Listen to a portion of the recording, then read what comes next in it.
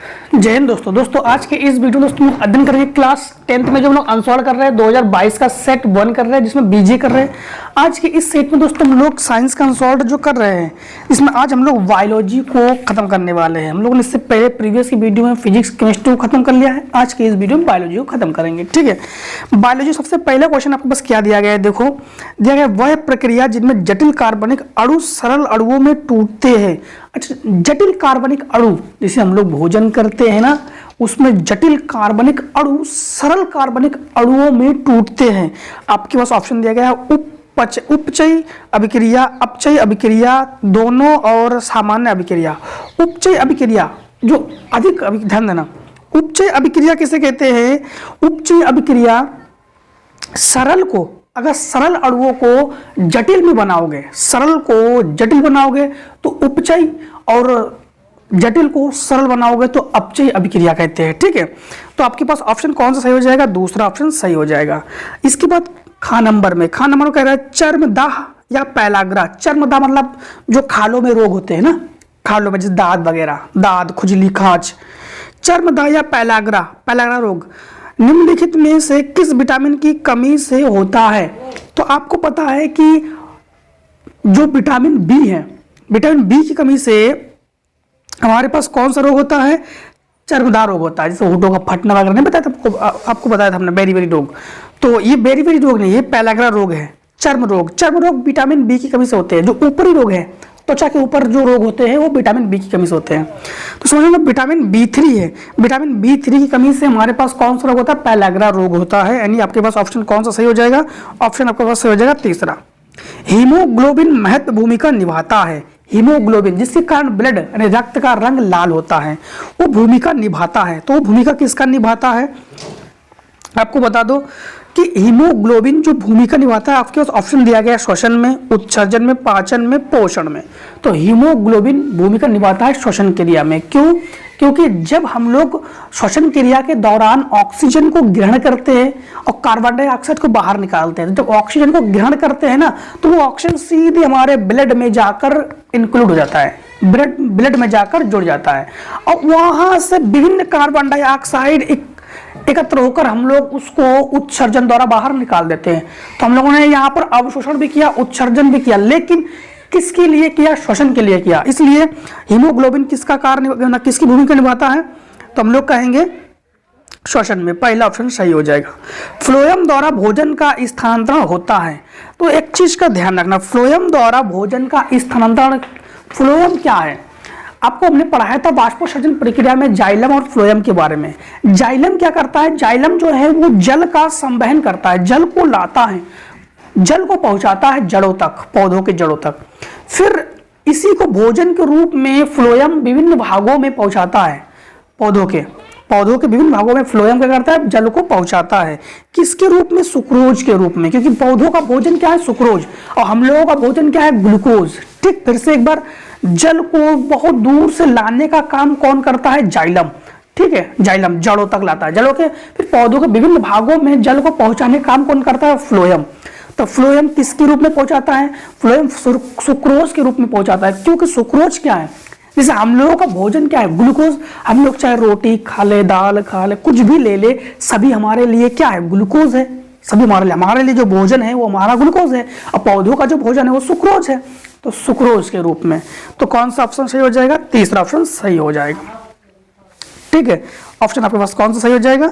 Option आपके पास तीसरा सही हो जाएगा। अब देखो क्वेश्चन अगला क्या कहा गया। क्वेश्चन आपके पास 10वीं का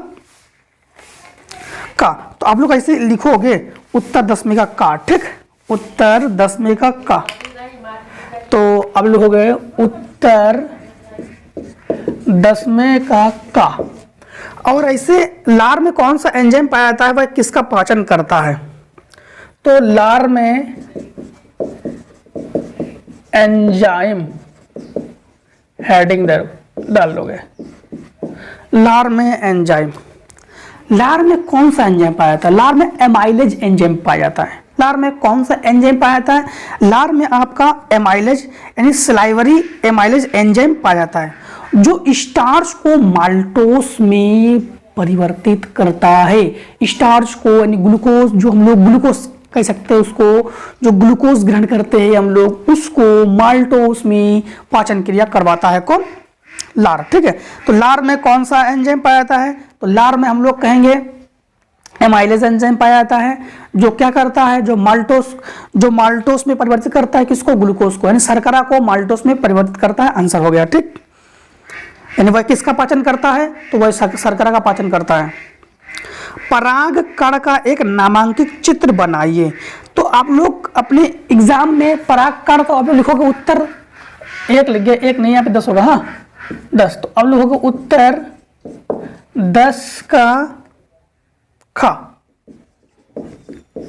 अब हेडिंग में डालना है आपको, पराग कण का नामांकित चित्र। तो पराग कण का नामांकित चित्र आप लोग अपने स्क्रीन पर देख सकते हो।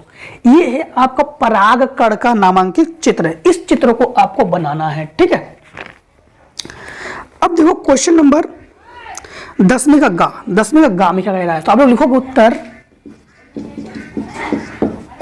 10वें का गा। 10वें का गा में ये कह रहा है, पुनरुद्ध भवन किसे कहते हैं? कोई 2 उदाहरण दीजिए। पुनरुद्ध का मतलब होता है पुनः, रुद्ध का मतलब होता है उसकी भुजाओं को, कहीं से भी अंग को काटकर, भवन का मतलब निर्माण होना। अगर किसी भी जीव जंतु के शरीर के टुकड़े टुकड़े कर दिए जाए, किसी भी जीव या जंतु या पौधों के टुकड़े कर दिया जाए, उन टुकड़ों से अगर नए जीव की उत्पत्ति होती है, इसे पुनरुद्ध भवन कहते हैं। जैसे हाइड्रा या प्लेनेरिया, एग्जाम्पल में जैसे हो गया आपके पास, एग्जाम्पल में क्या हो गया, हाइड्रा प्लेनेरिया, 2 ही पूछा है। जैसे आपको हाइड्रा का एग्जाम्पल बताते हैं। जैसे इस प्रकार से आपके पास एक हाइड्रा है। हाइड्रा को क्या होता है कि इसके शरीर से ही, जैसे मान लो यहां से एक मुकुलन हुआ, एक छोटा सा मुकुलन हुआ, ठीक, और फिर यही मुकुलन धीरे धीरे क्या होगा? बड़ा होगा। यही मुकुलन धीरे धीरे क्या होगा? बड़ा होगा। बड़े होकर ये शरीर से इसको अलग कर दिया जाता है। अलग करने के बाद इसके और भी स्टेप है, 3-4 स्टेप में ही कंप्लीट होता है। हम डायरेक्टली आपको बता रहे, उतना पूछा नहीं गया, नंबर के हिसाब से सॉल्व करना होता है। यही एक नया, इसी के भवन से मतलब इसी के शरीर से, इसी के भवन से एक नए जीव की उत्पत्ति होती है। इसे हम लोग कहते हैं पुनरुद्ध भवन। तो अगर जैसे मान लो आपके जोक के बारे में बता देते हैं, जोक अगर जानते हो आप लोग तो उसके बारे में बताते हैं। जोक का एक गुण है, जोक का गुण ये है, जोक को अगर यहां से आप स्वयं काट दोगे ना, इसमें तो स्वयं नहीं काटते हो आप लोग, इसके पुनरुद्ध भवन से, इसके भवन से उत्पत्ति होती है, शरीर से काट दोगे तब भी क्या होगा? तब भी एक नई जीव की उत्पत्ति हो जाएगी। लेकिन जोक का सिस्टम ऐसा है कि जोक को अगर आप स्वयं हाथ से काट दोगे ना, स्वयं हाथ से काट दोगे तो पहले कितना जोक था? 1, अब कितने जोक हो गए? 2। दोनों को दोनों जीवित रहेंगे, दोनों को दोनों जीवित रहेंगे। तो इसे हम लोग कहते हैं पुनरुद्ध भवन। इसके बाद क्वेश्चन पूछा गया है 11 का एक संकर तथा द्विसंकर संकरण से आप क्या समझते हैं? देखो, एक संकर तथा द्विसंकर, तो उत्तर आप लोग डालोगे 11 का एक संकर संकरण। इसके बाद आप लोग सेकेंड हेडिंग डालोगे आप लोग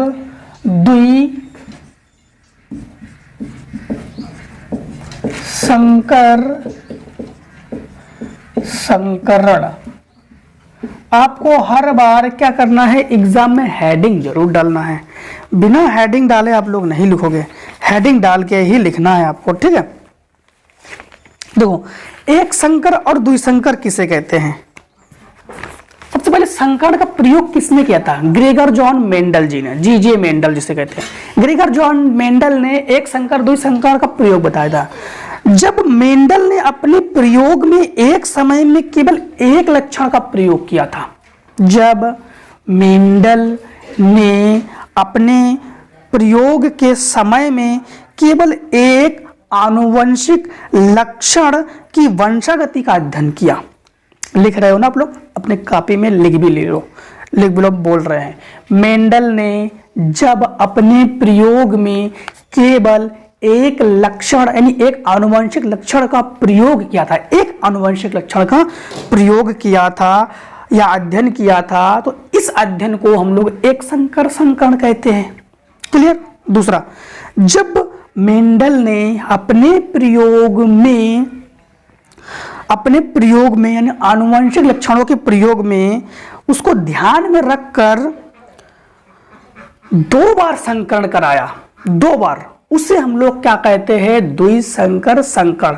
हमें पूरा एक्सप्लेन नहीं करना होता है, हमें एग्जाम की तैयारी करना है, जितना पूछा जाता है उतना ही करना है। ठीक, इसका एग्जाम्पल नहीं पूछा गया, एग्जाम्पल पूछा तो हम एग्जाम्पल भी आपको समझाते हैं, कैपिटल टी स्मॉल टी का कैसे प्रयोग किया था, उदाहरण अगर पूछा था, इसलिए उदाहरण हम पूरा एक्सप्लेन नहीं कर रहे, क्योंकि पूरा एक्सप्लेन करेंगे आप लोगों का माइंड जो डिस्ट्रैक्ट हो जाता है ना, आपका माइंड उतना ही फोकस करना चाहिए जितना पूछा गया है, जितना पूछा गया उतना ही बताया हमने। ठीक है।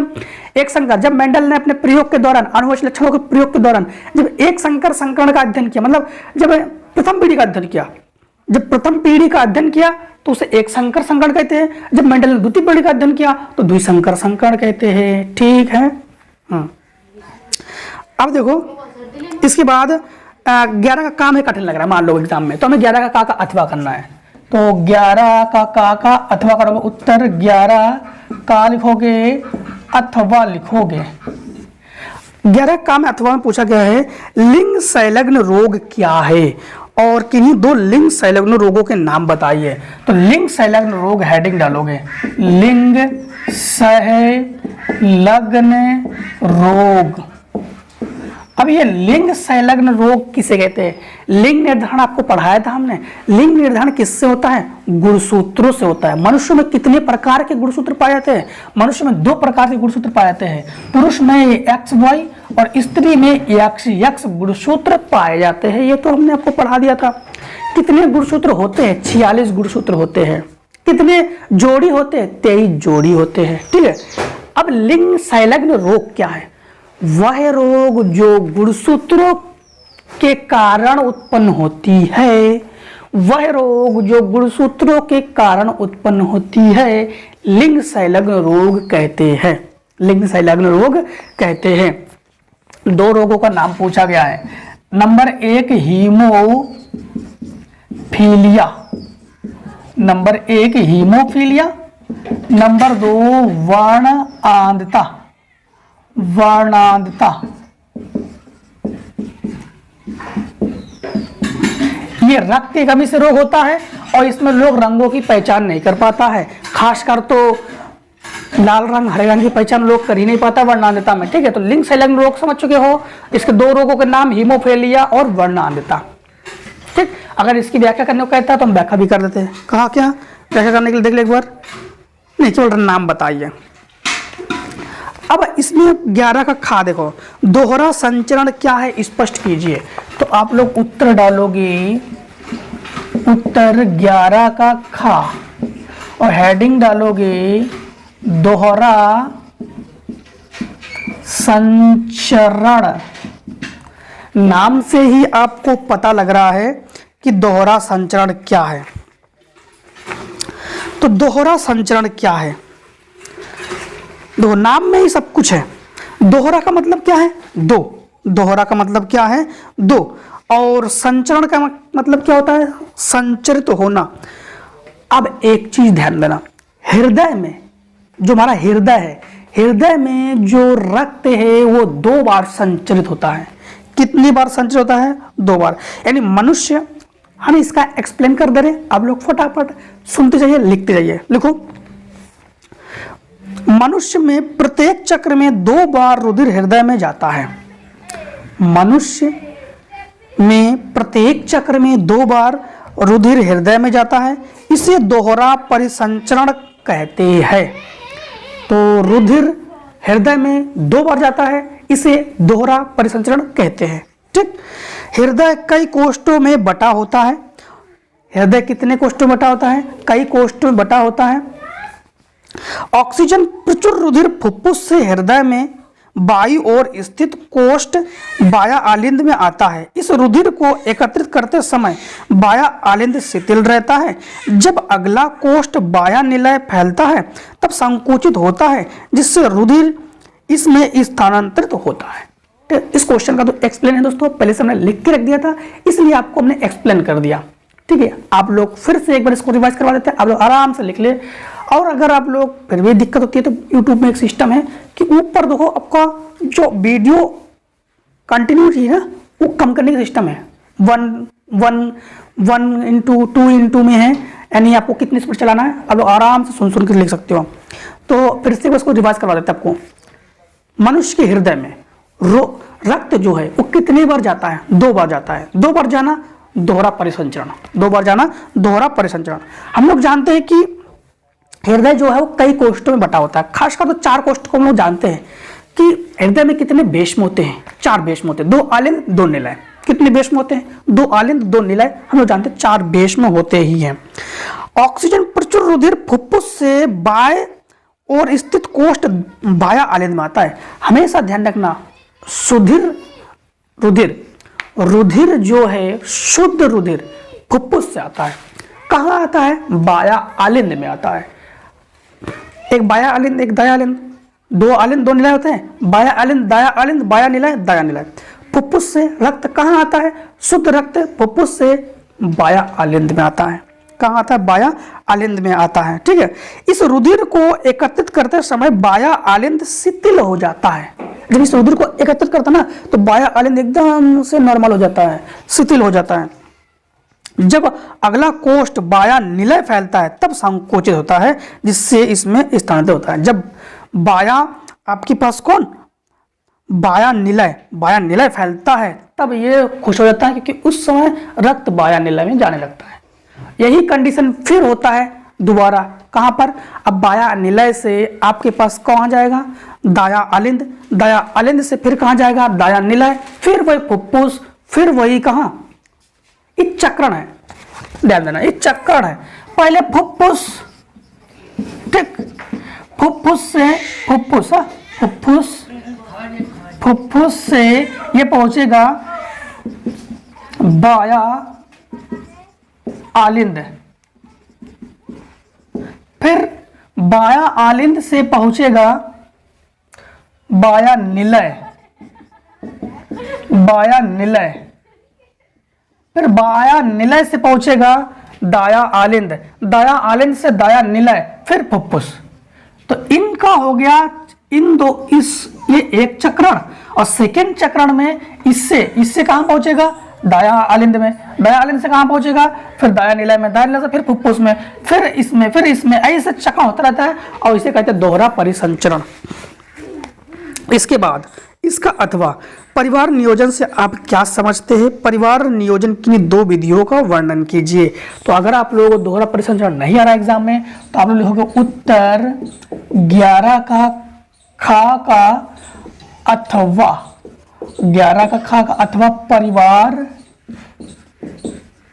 नियोजन। परिवार नियोजन क्या पूछा इन्होंने? परिवार नियोजन से आप क्या समझते हैं? परिवार नियोजन की 2 विधियों का वर्णन कीजिए। सबसे पहले परिवार नियोजन किसे कहते हैं? दो, परिवार को सीमित रखना हम लोग क्या कहते हैं? उसको परिवार नियोजन कहते हैं। अब परिवार को सीमित कैसे रखेंगे? हम लोगों के भारत में यानी इंडिया में, अगर आप लोग इंडिया से हो तो इंडिया का एक रूल्स पता है आपको कि हम 2 हमारे 2, छोटा परिवार सुखी परिवार, है कि नहीं? छोटा परिवार सुखी परिवार। एक चीज आपको बताते हैं कि जब हमारे इंडिया में ये नियम ही है कि हम 2 हमारे 2, तब भी भारत की जनसंख्या इतनी है कि आपको क्या बताया कि चाइना का नियम पता है? चाइना में हम 2 हमारे 1 है, तब चाइना जनसंख्या की दृष्टि में नंबर 1 है, और भारत हम 2 हमारे 2, तब भारत जनसंख्या की दृष्टि में नंबर 2 पर है। सोचो फिर नियम, अर्थात नियमों का पालन नहीं हो पा रहा है। चलो वो बात की बात है। परिवार नियोजन किसे कहते हैं? परिवार को नियोजित करना, परिवार को सीमित रखना, छोटा परिवार सुखी परिवार का पालन करना परिवार नियोजन कहलाता है। ठीक है, इन्होंने क्या कहा है कि परिवार नियोजन की 2 विधियों का वर्णन। देखो, जो हम समझा रहे हैं ना, हम वही समझा रहे हैं जो आपको कॉपी में नोट करना है। आपको कॉपी में वही नोट करना है, जिसका पॉइंट आपको अच्छा लगे वही पॉइंट नोट करना है। तो परिवार नियोजन को दोबारा बताते हैं। परिवार नियोजन यानी सीमित परिवार रखना, सीमित परिवार बनाना परिवार नियोजन कहलाता है। छोटा परिवार, सुखी परिवार, परिवार नियोजन है। ठीक है, इसके बाद इसमें इसी में हेडिंग डालना है परिवार नियोजन की 2 विधियां। तो आपको विधि, तो विधि हेडिंग डाल के नंबर 1 विधि, नंबर 2 विधि। अब 2 विधि का आपको इन्होंने क्या कहा है कि इन 2 विधियों का वर्णन कीजिए। अब उसको लिखना नहीं है 2 विधि, 2 विधि हेडिंग डाल के उसके बाद उसके बारे में लिखना है। जैसे सुरक्षित काल, सुरक्षित काल नंबर 1 हेडिंग डालोगे, सुरक्षित काल। अब सुरक्षित काल क्या है, ये स्त्रियों में होती है। ठीक है, स्त्री से मासिक चक्र कहते हैं हम लोग, मासिक चक्र रजो धर्म है। ठीक है, पीरियड टाइम जिसे कहते हैं, जिसे हम लोग सामान्यतः अंग्रेजी में गर्ल्स प्रॉब्लम भी कहते हैं, वही। ठीक है, तो मासिक धर्म से 1 सप्ताह पूर्व व 1 सप्ताह बाद का समय सुरक्षित काल माना गया है। स्त्री में होती है मासिक, ध्यान रखना कि मासिक धर्म में 1 सप्ताह के पूर्व, 1 सप्ताह पहले, 1 सप्ताह पहले व 1 सप्ताह का बाद मासिक। जैसे मान लो कि किसी का गर्ल्स प्रॉब्लम 5 तारीख को है या मान लो 10 तारीख को है, तो पीछे 1 सप्ताह मतलब 3 तारीख तक, 3 तारीख से लेकर 10 तारीख के बीच निषेचन नहीं करना है। इसको 10 तारीख के बाद 17 तारीख तक निषेचन नहीं करना है। इसके बाद आप लोग आराम से निषेचन कर सकते हो, संतान की उत्पत्ति के कोई भय नहीं है। ठीक है, इसे कहते हैं यानी गर्भ निर्धारण संभव नहीं हो सकता। जैसे मान लो फिर से एक बार, सुरक्षित काल यानी मासिक चक्र के 1 सप्ताह पहले और 1 सप्ताह बाद हमें निषेचन नहीं करना चाहिए। तो हम लोगों को गर्भ निर्धारण, संतान की उत्पत्ति का कोई डर नहीं रहता है, तो इससे हम लोग परिवार नियोजित कर सकते हैं। इसके बाद लूप या कॉपर टी, लूप या कॉपर टी, लूप या कॉपर टी, लूप या कॉपर टी, स्त्रियां लूप या कॉपर टी लगाकर गर्भ निर्धारण से अपना बचाव कर सकती है। इससे शुक्राणुओं को स्त्री के गर्भाशय में जाने में रोक दिया जाता है। तो स्त्रियां क्या कर सकती है कि लूप या कॉपर टी का इस्तेमाल कर सकती है, जिससे कि जब भी निषेचन होता है तो पुरुष का जो शुक्राणु हो स्त्री के गर्भ निर्धारण में नहीं पहुंचता है और इस कारण संतान की उत्पत्ति भी नहीं होती है। इसको हम लोग परिवार नियोजन कहते हैं। ठीक है, इसके बाद देखो क्वेश्चन नंबर 12। तो क्वेश्चन नंबर 12 में आपसे क्या कह रहा है, क्वेश्चन नंबर 12 में आपसे ये कह रहा है कि पुमंग और जायंग में अंतर बताइए। पुमंग और जायंग में आपको क्या बताना है, अंतर। तो देखो, तो उत्तर 12 में इन्होंने कहा पुमंग और जायंग में अंतर बताइए, दोनों कार्य समझाइए। तो पुमंग एवं जायंग, पुमंग एवं जायंग क्या है। देखो, पुष्प के पुरुष भाग को पुमंग कहते हैं, पुष्प के स्त्री भाग को जायंग कहते हैं। पुष्प के पुरुष भाग को हम लोग क्या कहते हैं, पुमंग, और स्त्री भाग को हम लोग क्या कहते हैं, जायंग। तो दोबारा एक बार पुमंग और जायंग को समझ लो इसकी, क्योंकि हमने अभी इसी को परागण इसका पूछा गया ना, परागण और निषेचन में अंतर, तो इसको भी लिख दिया हमने। तो पुमंग और जायंग के कार्य भी क्या है ये भी समझ लेना। पुमंग तो आपको बता दिया, जो पुरुष भाग है पुष्प का। ठीक है, तो पुष्प का यह तीसरा चक्र भी होता है और परागकोश में परागकण या लघु बीजाणु बनते हैं। इसमें परागकोश पुमंग में परागकोश या लघु बीजाणु बनते हैं, ये इसका कार्य है। और जायंग क्या है, ये तो स्त्री भाग है, ये अंडाशय में बीजांड बनते हैं, इसमें अंडाशय में बीजांड बनते हैं, यही इसके कार्य है। ठीक, तो इतना तो समझ में आ गया होगा आपका कि इन्होंने कहा है कि पुमंग और जायंग में अंतर बताइए, और दोनों के पुमंग और जायंग में अंतर क्या है, ये पुष्प का पुरुष भाग है, पुरुष का नर भाग है, ये मादा भाग है, और इसमें क्या आपको बता दिया हमने। ठीक है, अब एक चीज का ध्यान रखना कि इन क्वेश्चन में और आगे बढ़ा के पूछा है, दोनों कार्य तो लिख दिया आप लोगों ने। परागकण एवं निषेचन में विभेद कीजिए। तो परागकण और निषेचन, तो परागकण एक बाह्य क्रिया है, परागकण ये पुष्प का परागकण जो होता है ये बाहरी क्रिया है, जबकि निषेचन ये आंतरिक क्रिया है। परागकण में बाह्य माध्यम की आवश्यकता नहीं होती है, बाह्य माध्यम से जल, कीट, पतंगे वगैरह ये इसकी आवश्यकता होती है, और निषेचन में इसकी आवश्यकता नहीं होती है। निषेचन में केवल नर मादा की आवश्यकता होती है। ठीक है, और परागकण, इस क्रिया में परागकण समान जाति के पुष्पों के वर्तिकाग्र पर ही होते हैं। समान जाति के पुष्प, यानी जो गुड़हल का पुष्प है तो गुड़हल का ही पुष्प होना चाहिए, इसी पुष्प के ही से ही अपना क्या होगा, परागण होगा। लेकिन निषेचन में केवल नर मादा का संलयन होता है। अच्छा, 3 ही क्यों बताया, क्योंकि इसमें 3 नंबर दिए गए आपके पास। देखो आपके अनसॉल्व पेपर में देख सकते हो कि इसके 3 नंबर हैं। पुमंग का 1 नंबर है, जायंग का 1 नंबर है। इसका 2 नंबर है ना। पुमंग किसे कहते हैं, जायंग किसे कहते हैं। दोनों के एक कार बता दोगे तो 2 नंबर मिलेगा, इसको 3 लिखोगे तो 3 नंबर मिलेगा। ऐसे आपका नंबर बटा हुआ है। इसके बाद अगर 12 का ये नहीं करना है तो आपको अथवा करना है, तो आप लिखोगे उत्तर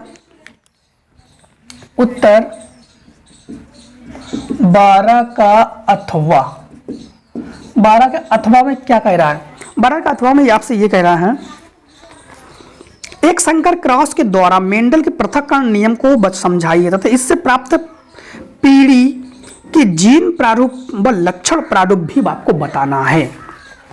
एक चीज का ध्यान देना कि सबसे पहले मेंडल का पृथक्करण नियम क्या है। तो मेंडल ने पृथक्करण नियम क्या दिया था, पृथक्करण का नियम है अलग होने का नियम, ठीक है। तो पृथक्करण नियम देखो, इस नियम के अनुसार किसी जीन के युग्म अथवा युग्मक निर्माण के समय एक दूसरे में पृथक हो जाते हैं। इसके लिए पृथक्करण नियम में क्या होता है, तो जीन के जो युग्मक है, जीन के युग्मक एक दूसरे से अलग हो जाते हैं, पृथक हो जाते हैं, उसे पृथक्करण का नियम कहते हैं।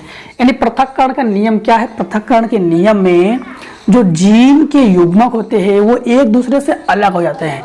जीन क्या है, जीन भी क्या है, और इसमें क्वेश्चन जो आगे कहा है वो भी क्या है। देखो, पृथक्करण नियम यानी प्राप्त पीढ़ी का जीन प्रारूप भी और लक्षण प्रारूप बताना है।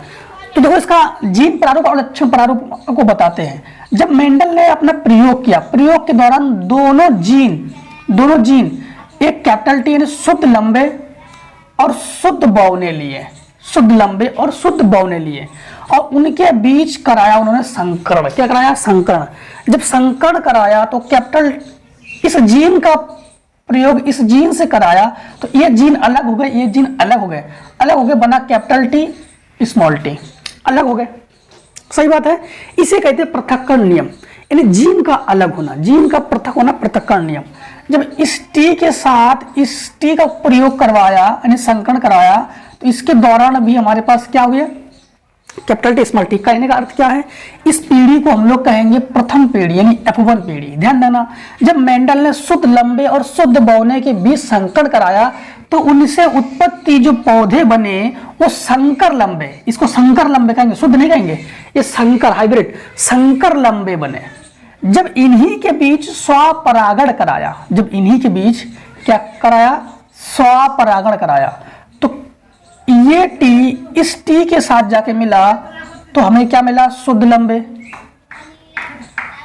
ये इसके साथ जाके मिला तो हमें मिला संकर लंबे।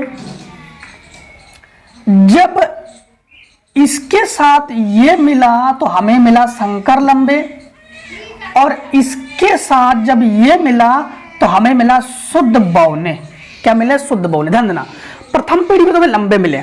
जब मेंडल ने संकरण कराया तो प्रथम पीढ़ी में सभी कैसे थे, सभी लंबे थे, लेकिन कैसे लंबे थे, संकर लंबे थे। जब इसका स्वपरागण कराया तो हमने देखा कि इसका रेशियो क्या निकला, रेशियो निकला आपके पास, ऐसे भी कह सकते हो, रेशियो बाद में देखना, रेशियो 3:1, 1, 2, 3:1, ठीक है। लेकिन इन्होंने देखा कि एक क्या बना, शुद्ध लंबे, 2 संकर लंबे, 1 बौने बने, 1 बौने। लंबे और बौने का अगर अनुपात निकाला जाए तो 3:1, 3 आपके पास क्या थे, लंबे, 1 क्या थे, बौने। ये था मेंडल का पृथक्करण नियम, ठीक है। यही जीन प्रारूप है, लक्षण प्रारूप है। जीन प्रारूप ये है, लक्षण क्या है, लक्षण आपको ये देखने को मिला कि कितने कितने लंबे बने, कितने कितने बौने बने, ठीक। तो हम लोगों ने क्या किया, इसमें जो है हम लोगों ने बायोलॉजी कंप्लीट खत्म कर लिया। अब मिलते हैं सेट 2 में, तब तक जय हिंद जय भारत। आप लोग स्वस्थ रहिए, मस्त रहिए, कमेंट सेक्शन में अपने प्यार दर्शाइए।